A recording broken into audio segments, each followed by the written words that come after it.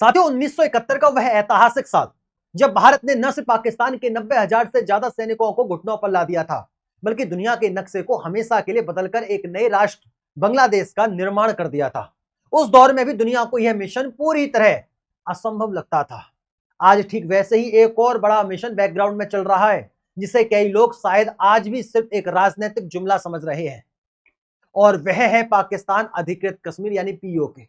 PoK की भारत में वापसी होने वाली। दोस्तों, भू राजनीतिक जियोपॉलिटिक्स की बिसात पर मोहरें कुछ इस तरह बिछाई जा रही हैं कि बिना किसी बड़े विनाशकारी युद्ध के भी यह असंभव कार्य संभव होने की कगार पर पहुंच चुका है।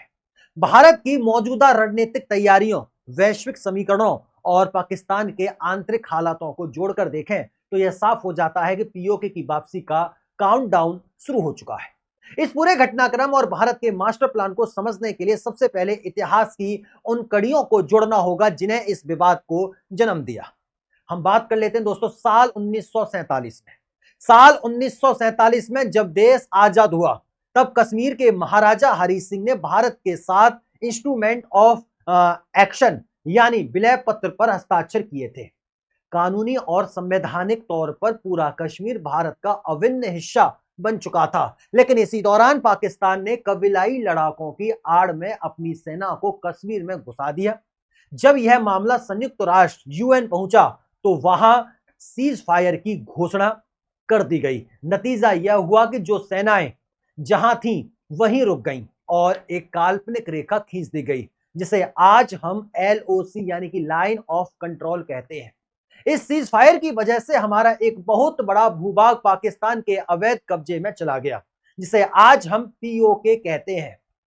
अगर आज के जमीनी हालातों और नक्शे को ध्यान से देखें दोस्तों, तो कश्मीर की भौगोलिक स्थिति 3 हिस्सों में नजर आती है। आप यहां पर देख सकते हैं, ये देख सकते हैं और ये देख सकते हैं। पहला हिस्सा भारत के पास है, जो कुल कश्मीर, ये वाला जो हिस्सा है कश्मीर का, जो 60% हिस्सा है भारत के पास। दूसरा हिस्सा वह 30% भूभाग है, जिसे वह पाकिस्तान में पीओके कहते हैं।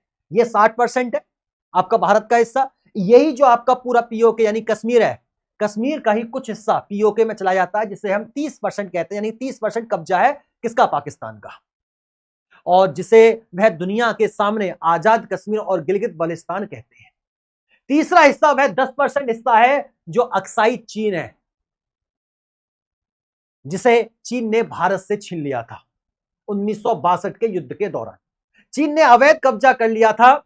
इसके अलावा एक छोटा सा हिस्सा है सक्षम वैली, ये वाला जो हिस्सा आपको यहां नजर आ रहा है, ये पाकिस्तान ने चाइना को गिफ्ट कर दिया 1963 में। साथियों, पाकिस्तान ने 1963 में एक सोची समझी साजिश के तहत चीन को तोहफे में दे दिया गया था, ताकि इस पूरे विवाद में चीन को भी भारत के खिलाफ एक ढाल की तरह इस्तेमाल किया जा सके। वर्तमान सरकार के राजनीतिक एजेंडे और मैनिफेस्टो को देखें तो 3 सबसे बड़े और लगभग नामुमकिन माने जाने वाले शामिल हैं। पहला वादा था जम्मू कश्मीर से आर्टिकल 370 को हटाना। सालों तक स्थानीय नेताओं और अंतरराष्ट्रीय विश्लेषकों का मानना था कि 370 को छूना बारूद के ढेर पर पैर रखने जैसा होगा, लेकिन साल 2019 में सरकार ने एक झटके में इसे हटाकर वहां एक नया प्रशासनिक ढांचा खड़ा कर दिया।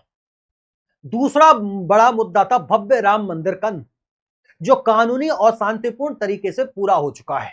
अब इन दोनों बड़े ऐतिहासिक वादों के पूरे होने के बाद सरकार का तीसरा और सबसे अंतिम ड्रीम प्रोजेक्ट है पीओके की भारत में वापसी।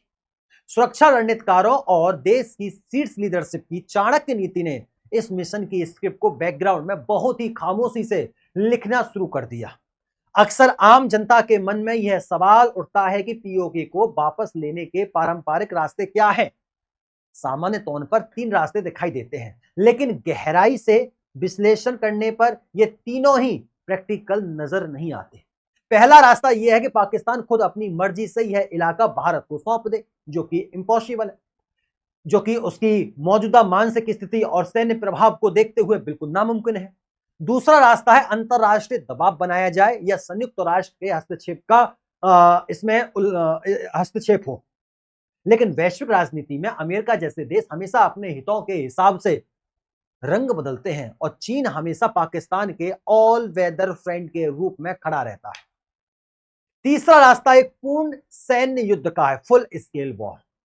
यदि भारत सीधे तौर पर अपनी सेना भेजकर पीओके पर हमला करता है तो दोनों देशों के परमाणु संपन्न होने के कारण एक बड़े न्यूक्लियर वॉर का खतरा बढ़ जाएगा। युद्ध हमेशा अपने साथ भयंकर आर्थिक मंदी और महंगाई लेकर आता है। जैसे आप लोग देख सकते हैं उसका ईरान का और अमेरिका का जो युद्ध चल रहा है, अभी खत्म नहीं हुआ, और किस तरीके से महंगाई चारों तरफ घूम रही है। साथियों, पाकिस्तान तो वैसे ही कंगाल हो चुका है, भिकारियों की तरह भीख मांगता रहता है, करोड़ों कटोरा लेके कहीं भी चला जाता है। इस गधे पाकिस्तान की बातों में दम नहीं है दोस्तों, लेकिन भारत की तेजी से बढ़ती अर्थव्यवस्था को ऐसे किसी भी बड़े युद्ध से भारी नुकसान पहुंच सकता है। तो फिर सवाल ये उठता है कि अगर सीधा युद्ध नहीं होगा तो पीओके भारत के पास कैसे आएगा? है किसी के पास जवाब? यहीं से शुरू होता है भारत का असली रणनीतिक मास्टर प्लान, जिसे हाइब्रिड और एशिमेटिक वॉरफेयर कहा जाता है। भारत की रणनीतिक पाकिस्तान को सीमा पर हराने की बजाय उसे उसके खुद के कर्मों और आंतरिक खोखलेपन से तोड़ने की है। इस समय पीओके, विशेषकर जिसे पाकिस्तान आजाद कश्मीर कहता है, वहां गृह युद्ध जैसे हालात बने हुए हैं। वहां की स्थानीय जनता ने पाकिस्तान सरकार और उसकी सेना के खिलाफ एक बहुत बड़ा विद्रोह छेड़ दिया है। ज्वाइंट अवामी एक्शन कमेटी यानी कि जेएएसी के नेतृत्व में लाखों लोग सड़कों पर उतर चुके हैं और वहां एक ही नारा गूंज रहा है कि वे अब पाकिस्तान का हिस्सा नहीं रहना चाहते और भारत में हम विलय होना चाहते हैं, भारत में विलय की मांग करते हैं। पीओके जनता के इस प्रचंड गुस्से और विद्रोह के पीछे तीन सबसे बड़े कारण हैं। पहला कारण है चरम पर पहुंची आर्थिक कंगाली और बेकाबू महंगाई। पाकिस्तान की डूबती अर्थव्यवस्था के कारण वहां आटा, दाल और दवाओं जैसी बुनियादी चीजें भी आम इंसान की पहुंच से परे हो चुकी हैं। दूसरा और सबसे बड़ा कारण है बिजली का। वहां बिजली नहीं आती, बिजली का धोखा बहुत बड़ा है वहां पर। जिस पानी और जिन डैम्स का इस्तेमाल करके पाकिस्तान में बड़े पैमाने पर पन बिजली यानी कि हाइड्रो इलेक्ट्रिसिटी बनाई जाती है, वे सभी डैम इसी पीओके के इलाके में स्थित हैं। यहाँ के स्थानीय लोगों की जमीनों को छीनकर ये प्रोजेक्ट बनाई गई, लेकिन विडंबना देखिए दोस्तों कि इसी इलाके के लोगों को सबसे महंगी दरों पर बिजली बेची जा रही है। इन्हीं की जगह ली, इन्हीं का पानी लिया, यहीं पर आपने प्रोजेक्ट बनाया और इन्हीं को बिजली नहीं दे रहे, और दे भी रहे हैं थोड़ी बहुत, तो इतनी महंगी दे रहे हैं वो ले ही नहीं सकते, वह भी दिन में सिर्फ 1 या 2 घंटे के लिए दोस्तों। जबकि वही बिजली लाहौर, कराची और इस्लामाबाद में बैठे रईसों को बेहद सस्ते दामों पर और 24 घंटे सप्लाई की जाती है। इनका बस चले तो 24 से 25 घंटे कर सकते हैं। और तीसरा कारण वहां का राजनीतिक कठपुतली तंत्र है दोस्तों। पाकिस्तान ने पीओके की असेंबली में 12 सीटें उन लोगों के लिए रिजर्व कर रखी हैं जो यह इलाका छोड़कर पाकिस्तान के दूसरे शहरों में बस चुके हैं। इन सीटों पर इस्लामाबाद अपने चमचों को बिठा देता है जो वहां के मूल निवासियों की आवाज को दबाने का काम करते हैं। पाकिस्तान सरकार ने इस जन विद्रोह को दबाने के लिए वहां अपनी सेना और रेंजर्स को उतार दिया, जिसके कारण हिंसक झड़पें हो रही हैं और कई स्थानीय नागरिक मारे जा चुके हैं। इस दमन चक्र ने आग में घी का काम किया है। वहां के प्रदर्शनकारियों ने अब खुलेआम कहना शुरू कर दिया है कि अगर उन पर जुल्म बंद नहीं हुआ तो वह सीधे भारत सरकार से संपर्क करेंगे और नियंत्रण रेखा एलओसी को पार कर भारत में शामिल हो जाएंगे। सुरक्षा विशेषज्ञों का मानना है कि इस तरह के जन विद्रोह के पीछे निश्चित रूप से भारतीय खुफिया एजेंसियों का एक बेहद सोची समझी रणनीतिक और मनोवैज्ञानिक सपोर्ट काम कर रही है। बिना एक भी गोली चलाए दुश्मन को अंदर से इतना कमजोर कर देना कि वह अपनी सीमाओं को संभाल ही ना पाए, यह आधुनिक कूटनीति का सबसे बड़ा अचूक हथियार है। इस पूरे मिशन में भारत के सामने सबसे बड़ी चुनौती पाकिस्तान नहीं है बल्कि चीन भी है। चीन ने हिंद महासागर और मलक्का स्टेट ऑफ मलक्का में भारत के रणनीतिक दबदबे से बचने के लिए एक बहुत बड़ा गेम प्लान तैयार कर लिया है, जिसे सी पैक यानी चाइना पाकिस्तान इकोनॉमिक कॉरिडोर यहां से स्टार्ट होता है और ग्वाडर पोर्ट में और अरब सागर में यहां के मिल जाता है। यह है भैया आपका सी पैक। यहां ध्यान दीजिएगा, चाइना से आ रहा है, पीओके में होके पाकिस्तान और फिर लास्ट में बलूचिस्तान में होते हुए ग्वादर पोर्ट पर, ग्वादर पोर्ट भैया आपका अरेबियन सी में। चीन का लगभग 80% व्यापार मलक्का जलडमरू मध्य से होता है। ये आपका भैया मलक्का स्टेट हो गया। ये क्या है, मलक्का स्टेट हो गया। अब ये क्या कहना चाह रहा है चाइना कि इसे हम बाईपास करके हम डायरेक्ट व्यापार यहां कर लें, क्योंकि ये जो सीमा आती है वो भारत के कंट्रोल में रहती है। युद्ध की स्थिति में भारतीय नौसेना अंडमान निकोबार द्वीप समूह के पास से चीन के इस लाइफ लाइन रूट को बेहद आसानी से ब्लॉक कर सकती है। इसी डर से चीन ने अरब सागर में स्थित पाकिस्तान के ग्वाडर पोर्ट से लेकर सीधे अपने सी जिनपिंग प्रांत तक हजारों करोड़ डॉलर का निवेश करके एक कॉरिडोर बनाया है, जो गिलगित बाल्टिस्तान के इलाके से होकर गुजरता है। अगर भारत सीधे तौर पर गिलगित बाल्टिस्तान पर सैन्य कार्रवाई करता है तो चीन अपने इस भारी भरकम निवेश को बचाने के लिए सीधे युद्ध में कूद सकता है। और हमने पहले भी चीन से कह चुका था कि इस गधे पाकिस्तान से हम पीओके कभी भी एक गाल पर थप्पड़ मारकर छीन लेंगे। तो हिसाब से रहना चाइना, होश में रहना। ऐसा ना हो तुम अपना पैसा यहां पर लगाओ और तुम्हारा पैसा किसी काम का ना हो, पहले सोच समझ लेना। हमने वार्निंग दे दी चीन को। यही कारण है दोस्तों कि भारत की रणनीतिक बेहद सीधे और सदे हुए और क्रमिक चरणों स्टेप बाय स्टेप स्ट्रेटजी पर आधारित है। भारत के पहले कदम के तहत निशाना वह आजाद कश्मीर वाला हिस्सा है जहां इस समय सबसे तीव्र विद्रोह चल रहा है। इस भौगोलिक क्षेत्र की सबसे खास बात यह है कि चीन का सीपैक कॉरिडोर इस हिस्से से होकर नहीं गुजरता। यदि इस क्षेत्र की जनता के विद्रोह के दम पर भारत रणनीतिक रूप से इस हिस्से का अपने में विलय कर लेता तो चीन को इसमें सीधे तौर पर दखल देने का कोई कानून या कानूनी रणनीतिक अधिकार नहीं मिलेगा। पहले चरण में इस इलाके को सुरक्षित करने के बाद पाकिस्तान पूरी तरह से टूट जाएगा। इसके बाद दोस्तों शुरू होगा दूसरा चरण, जो गिलगित बाल्टिस्तान और बलूचिस्तान से जुड़ा हुआ है। बलूचिस्तान में भी आजादी की मांग चरम पर है और वहां आए दिन चीनी इंजीनियरों पर हमला हो रहे हैं। उन्हें भगाया जा रहा है, उन्हें रौंदा जा रहा है, उन्हें मारा जा रहा है, जिससे चीन का महत्वाकांक्षी सीपैक प्रोजेक्ट पहले ही वित्तीय घाटे और सुरक्षा संकट से जूझ रहा है।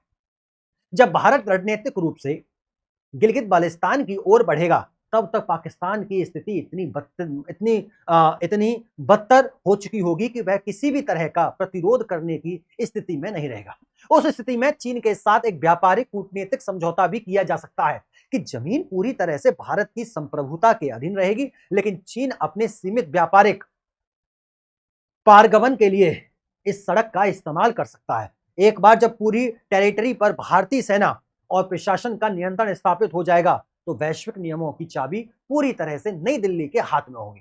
भारत की यह नई विदेश नीति और सैन्य रणनीतिक दुनिया को यह संदेश दे रही है कि अब भारत रक्षात्मक मुद्रा से बाहर निकलकर आक्रामक और दूरदर्शी सोच के साथ काम कर रहा है। वैश्विक विषाद पर चीन को घेरने के लिए भारत नेकलेस ऑफ डायमंड की रणनीतिक पर काम कर रहा है। भारत ने वियतनाम और फिलीपींस जैसे देशों को ब्रह्मोस मिसाइलें सौंपकर साउथ चाइना सी में चीन के पिछवाड़े में अपनी मौजूदगी दर्ज करा दी है। सोच ले चीन, भारत यहां ब्रह्मोस लेकर खड़ा है, उधर फिलीपींस है और साइड में तेरा वियतनाम है और ऊपर से जापान तेरे अंगेस्ट है ही। वहीं दूसरी ओर इंडोनेशिया और मलक्का स्टेट के मुहाने पर भारत अपने सैन्य अड्डों को लगातार मजबूत कर रहा है। हाल ही में बांग्लादेश के मोंगला पोर्ट को लेकर चल रही रणनीतिक खींचतान हो गई या चाबहार पोर्ट के जरिए ईरान के रास्ते सेंट्रल एशिया तक पहुंच बनाना, भारत ने हर उस मोर्चे को ब्लॉक कर दिया जहां से पाकिस्तान या चीन भारत के लिए खतरा पैदा कर सकते थे। इतिहास गवाह है कि यह सरकार कभी भी बड़े अभियानों का ढिंडोरा पीटकर काम नहीं करती। जब 2016 में सर्जिकल स्ट्राइक हुई या 2019 में बालाकोट एयर स्ट्राइक की के जरिए पाकिस्तान के घर में घुसकर आतंकियों को ठिकाने लगाया गया तो उसकी भनक दुनिया को तब लगी जब ऑपरेशन पूरी तरह सफल हो चुका था। जब भारतीय मिसाइलें गलती से या रणनीतिक के तहत पाकिस्तान के भीतर जाकर गिरी तो पाकिस्तान की वायुसेना और उसका रडार सिस्टम पूरी तरह फेल साबित हुआ था। वह खौफ आज ही पाकिस्तानी जनरलों की आंखों में साफ देखा जा सकता है कि भू राजनीतिक के इन तमाम समीकरणों, पाकिस्तान के भीतरी हालातों, वहां की जनता के विद्रोह और भारत की अचूक कूटनीति को अगर एक फ्रेम में रखकर देखा जाए तो यह स्पष्ट है कि बिना किसी विध्वंसक परमाणु युद्ध के भी पाकिस्तान को अंदर से इतना खोखला किया जा चुका है कि पीओके की भारत में वापसी अब केवल समय की बात रह गई है। वह दिन दूर नहीं जब दुनिया सुबह सोकर उठेगी और एक ब्रेकिंग न्यूज के जरिए यह ऐतिहासिक सच सामने आएगा कि अखंड भारत का वह खोया हुआ हिस्सा हमेशा के लिए अपने वतन वापस लौट आया है। दोस्तों, आपकी क्या बारी है? दोस्तों अब आपकी बारी, आपको क्या लगता है, क्या पीओके 2026 या 2027 में भारत का अभिन्न अंग होगा? क्या सरकार को ये कदम जल्द से जल्द उठाना चाहिए? अगर सरकार नहीं उठा रही तो क्या सरकार पर दबाव बनाया जा सकता है? और सरकार अगर उठा रही है तो क्या ये भारत के लिए खुशी का माहौल है? अपनी राय हमें कमेंट बॉक्स के माध्यम से जरूर बताइएगा और ऐसे ही शानदार अपडेट के लिए कमेंट बॉक्स में हमें जरूर बताइएगा। अगर आप देश प्रेमी हैं, देश हित में काम करना चाहते हैं तो कमेंट बॉक्स में जय हिंद जरूर लिखिएगा, पीओके वापस आना चाहिए ये जरूर लिखिएगा और अपनी राय हमें जरूर बताएं ताकि इससे हमें और भी ज्यादा मदद मिले अगली अपडेट के लिए। तब तक के लिए नमस्कार, राधे राधे, राम राम, जय श्री राम, जय हिंद, जय भारत, वंदे मातरम।